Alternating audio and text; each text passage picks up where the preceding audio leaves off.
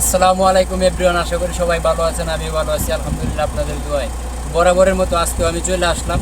এই যে আমাদের গাড়ি দেখেন, এটা হচ্ছে আমাদের গাড়ি, আর আমরা এইগুলাতে মনে করেন স্প্রে করি। তো এইগুলাতে এটা হচ্ছে ময়লা পানি, ঠিক আছে, নোংরা পানি। এইগুলো পানির মধ্যে কিন্তু মশা ডিম পারে, আর এই ডিমগুলা ফুটা অনেকগুলো মশা হয়, আর যার জন্য কিন্তু অনেক ধরনের সমস্যা হয়, এমনকি ডেঙ্গু পর্যন্ত হতে পারে। আর সেটারই পরিপ্রেক্ষিতে মনে করেন সৌদি সরকার এই প্রজেক্ট হাতে নিয়েছে। এই যে আমাদের গাড়ি দেখেন, আমি আপনাদেরকে ক্লোজভাবে দেখাই, ঠিক আছে। এই যে এটা হচ্ছে কেমিক্যাল, ঠিক আছে, মানে ঔষধ। এটা যদি মনে করেন এই পানিতে আমরা ছাড়ি, ঠিক আছে, তাহলে কিন্তু এই জায়গার যত মশার ডিম আছে এবং কি ভাইরাস ব্যাকটেরিয়া রোগজীবাণু রোগটা আছে সবগুলা কিন্তু মারা যাবে। তো আমি আপনাদের দেখাই আমাদের কি কেমিক্যাল রোজ। এগুলা মনে করেন যদি এখানে ডালি, ঠিক আছে, এই যে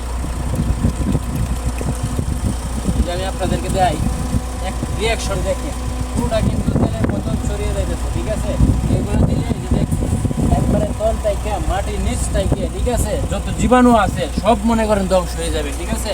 তো এই প্রজেক্টটা নেওয়ার জন্য আমি সৌদি সরকারকে সাধুবাদ জানাই, কারণ এই প্রজেক্টটা অত্যন্ত ইম্পর্টেন্ট। মানুষের বর্তমানে বাংলাদেশের কথা যদি আমি বলি, ঢাকা শহরে প্রচুর পরিমাণে কিন্তু এই যে ডেঙ্গুর সমস্যা দেখা দিয়েছে, ঠিক আছে। এগুলা থেকে আমি আশা করি, আমি বাংলাদেশ সরকারের কাছে মনে করেন আবেদন করি যে বাংলাদেশ সরকারের বিশেষ করে ঢাকা শহরে এরকম একটা প্রজেক্ট নেওয়া উচিত।